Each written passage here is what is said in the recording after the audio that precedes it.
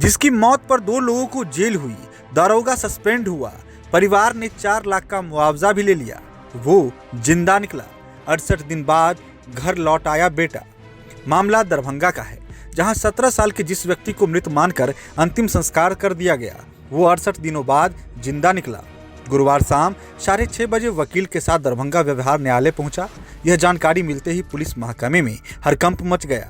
भोला के वकील का कहना है कि पुलिस ने परिवार पर अज्ञात लाश को भोला का बताने का दबाव बनाया था। डीएनए टेस्ट नहीं कराने दिया गया, जबकि परिवार टेस्ट की मांग कर रहा था। हैरानी की बात यह है कि अज्ञात लाश को भोला का मानकर परिवार ने न सिर्फ अंतिम संस्कार किया, बल्कि पुलिस पर जांच में लापरवाही बरतने का आरोप लगाया, चक्का जाम किया।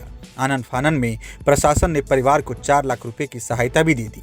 भोला ने बताया कि उसका अपहरण कर नेपाल ले जाया गया था। कोर्ट ने भोला को उसके घर वालों के साथ भेज दिया है।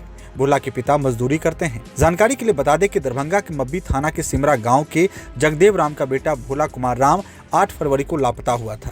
परिजनों ने थाने में केस दर्ज कराने की कोशिश की, लेकिन केस दर्ज नहीं हुआ। कुछ दिनों बाद एक अनजान नंबर से कॉल आया और 45,000 रुपए की फिरौती मांगी गई।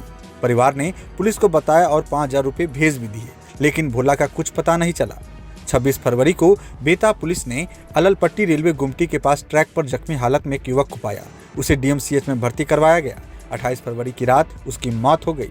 इस अज्ञात लाश को चेहरे के हिस्से के अनुसार परिजनों ने अपना मान लिया। इसके विरोध में परिजनों ने 1 मार्च को विश्वविद्यालय थाने के आजमनगर दुर्गा मंदिर के समीप लाश को सड़क पर रखकर जमकर हंगामा किया। तब परिजनों ने पुलिस की गाड़ी में तोड़फोड़ की, मुआवजा की मांग कर रहे थे। प्रशासनिक और पुलिस पदाधिकारी के आश्वासन पर जाम हटाया गया। परिजनों को समाज व कल्याण विभाग की ओर से 4 लाख रुपए का मुआवजा दिया गया। अपना समझकर अज्ञात लाश का दाह संस्कार परिजनों ने कर दिया। इसके बाद एसएसपी जगुनाथ रेड्डी जला ने मब्बी थाने के थानेदार को निलंबित कर दिया। जांच हुई और जांच के आधार पर 5 लोगों को नामजद करते हुए 2 लोगों को जेल भेज दिया। वहीं अब घर लौट आए भोला ने बस इतना कहा कि उसे भाई ने नेपाल से लाया है। भोला के मुताबिक 8 फरवरी को वह दरभंगा राज परिसर में खेल रहा था। उसी दौरान 2 लोग आए, उसे रुमाल सुंघा दिया, वह बेहोश हो गया। होश आने पर वह नेपाल में था। मुझे आज मैं 10 बजे जब कोर्ट आया तो एक क्लाइंट आया, बोले कि सर जैसे से बात है, तो आज से करीब 2 महीना पहले 8 फरवरी की बात है, जो मेरा भाई अब गुम हो गया था, तो जिसके लिए मेरे पिताजी के द्वारा मब्बी थाना पे एक गुमशुदगी का मुकदमा दर्ज कराया गया। लेकिन पुलिस के द्वारा मब्बी थाना के द्वारा लापरवाही के कारण जो है उसको मुकदमा दर्ज नहीं करके बल्कि सनहा दर्ज कर दिया गया।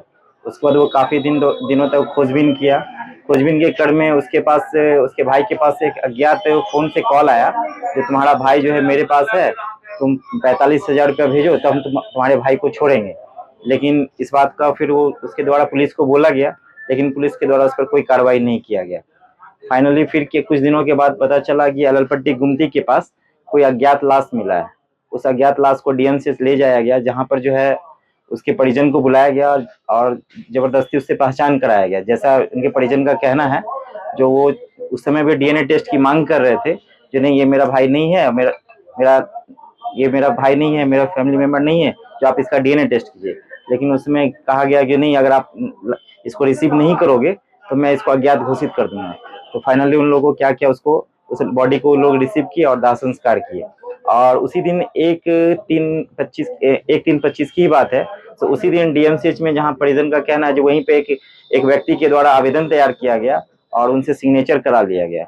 और अभी कुछ दिनों के बाद फिर इनको पता चला कि नेपाल से इन जो बच्चा है भोला कुमार राम, उनके भाई के मोबाइल पर कॉल आया और फिर बोला गया, जो नहीं मेरा भाई जो है, आपका भाई जिंदा है। तो इसको विश्वास नहीं है कि इससे पूर्व में भी इसके भाई से जो है एक्सटॉर्शन के नाम पे 5,000 रुपया ठग लिया गया। तो ये विश्वास नहीं किया और सेवरल टाइम क्या किया, इन्होंने अपना मोबाइल को कट कर दिए। फिर उधर से वीडियो कॉल करके इसके भाई को दिखाया गया, तभी लोगों को लगा, फिर ये पूछताछ की अपने भाई से, तब लगा जो नहीं मेरा ही भाई है। तो फिर ये लोग जो है नेपाल गए और नेपाल में एक जगह है, वहां पर जब वहां से लोग रिसीव करके लाए, पूछताछ करने के बाद लगा जो नहीं इन्हीं का भाई है। तो फिर ये आज आके कोर्ट में हमसे संपर्क किए। हमने इनका सारा डॉक्यूमेंट देखा, इनका आधार कार्ड, जो 10th का सर्टिफिकेट था वो, और भी डॉक्यूमेंट देखने के बाद हम लिखा हुआ डॉक्यूमेंट उनका आधार कार्ड था और ये जो एफआईआर किए थे वो पोस्टमार्टम रिपोर्ट वगैरह था, जिसमें भोला कुमार राम का पोस्टमार्टम था, मृत्यु प्रमाण पत्र था, जिससे लगा देखने से स्पष्ट है भोला कुमार राम मर गया है।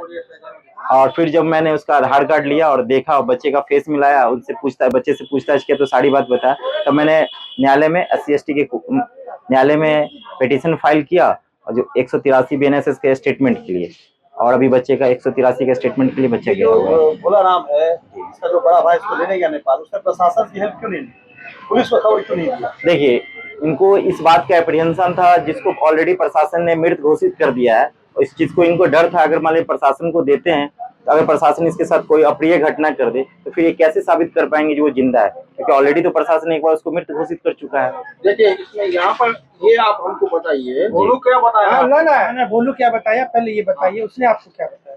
किसने? कि बोलू पूरा घटनाक्रम क्या बताया, कहाँ गया था, कैसे हो गया? अभी एक्चुअली क्या ना, बच्चा को जैसे लाया मैंने मजिस्ट्रेट साहब के समक्ष जो है अपियर करा दिया है। सुना होगा ना? नहीं, जहाँ तक बयान अभी सुना नहीं, क्योंकि बयान अभी हुआ नहीं है, इसलिए मैं बता नहीं पाऊंगा जो बयान में अभी क्या हुआ नहीं हुआ। जानकारी मिली? प्रथम दृष्टया तो लग रहा है जो नहीं, पुलिस का लापरवाही है, एक जीवित बच्चे को मृत घोषित कर दिया गया। ये आपने कहा है कि उसके पीड़ित ने, परिवार वालों ने कहा कि पुलिस ने जोर से, मतलब जोर जबरदस्ती से जी कहा कि ये तुम्हारा ही है, अगर नहीं मानते हो तो इसको हम अज्ञात घोषित कर देंगे, लावारिस लाश घोषित कर देंगे। यहाँ पर ये पॉइंट बनता है कि परिवार वाले लाश को शिनाख्त करके लड़का बनाया और फिर दाह संस्कार किया, तो क्या ये आम जनता इस तरह से कर सकता है? देखिए, एक्चुअली उसमें क्या जो लाश था, जो परिजन का कहना है, जो उसका जो चेहरा था वो चेहरा पहचान में नहीं आ रहा था, और जो लाश का जो जिस तरह का जेस्चर पोस्चर था और ये जो लड़का है, दोनों का जेस्चर पोस्चर सेम ही है। और उसके बाद परिवार वाले बार बार बोल रहे थे नहीं बच्चे का डीएनए टेस्ट कराइए, मेरा भाई नहीं है, लेकिन प्रशासन ने डीएनए टेस्ट नहीं कराया और उनको जबरदस्ती लाश को सौंप दिया। देखिए, इसमें प्रशासन की लापरवाही है, प्रशासन कोर्ट के द्वारा प्रशासन पे कार्रवाई किया जाएगा। जो आपके द्वारा गलत व्यक्ति का जो आप लाश यहाँ पे कर दिए, आप उस व्यक्ति के बारे में सोचिए, जो आखिर किसी न किसी का तो पोस्टमार्टम हुआ है, प्रशासन यहाँ पे डिले करे, प्रशासन को इस बात का जांच करना चाहिए आखिर वो बच्चा कौन है। कानून के दृष्टिकोण में भोलू राम का क्या हो सकता है, ये बताइए। अभी हम लोग तो ये साबित करने में है जो भोला कुमार राम जिंदा है, बस यही हम लोग न्याय का गुहार लगा रहे हैं, जो भाई भोला कुमार राम जिंदा है, उसे जिंदा कर दिया है।